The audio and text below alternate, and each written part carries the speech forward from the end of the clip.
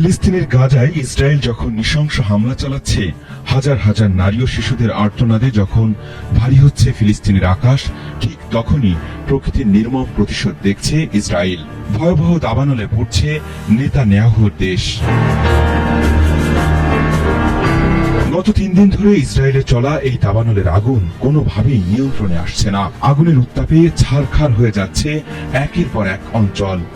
পরিস্থিতি মোকাবেলায় জাতীয় জরুরি অবস্থা ঘোষণা করেছেন দেশটির প্রধানমন্ত্রী বেঞ্জামিন নেতানিয়াহু। তবে কি প্রকৃতির প্রতিশোধের মুখেই পড়ল দখলদার ইসরায়েল? গত বুধবার অধিকৃত জেরুজালেমের পশ্চিমে ইস্তাওল বন থেকে এই আগুনের উৎপত্তি দেখা যায়, যেটি ইস্তাওল থেকে শুরু করে মেসিলার জিওন এলাকায় পুরোপুরি ছড়িয়ে পড়ে। উচ্চ তাপমাত্রা, কম আর্দ্রতা ও প্রবল বাতাসের কারণে এই দাবানল দ্রুত চারিদিকে ছড়িয়ে পড়ছে বলে ধারণা করা হচ্ছে। নিজেদের ইতিহাসে এমন ভয়াবহ দাবানল আর কখনো দেখেনি ইসরায়েল। 155টি অগ্নি নির্বাপক দল এবং এলাদ স্কোয়াড্রনের অগ্নি নির্বারণ প্লেন মোতায়েন করেও কোনোভাবেই নেভানো যাচ্ছে না দাবানলের এই আগুন। দাবানলের ভয়াবহতার কারণে ইসরায়েলের অনেক সড়ক ঘন্টার পর ঘন্টা বন্ধ রাখা হয়েছে।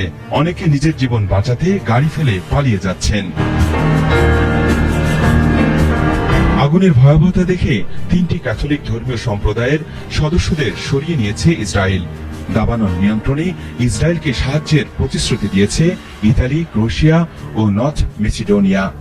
ফিলিস্তিনি কর্তৃপক্ষ সহায়তা দেওয়ার প্রস্তাব দিলেও ইসরায়েল এখনো আনুষ্ঠানিকভাবে তার জবাব দেয়নি।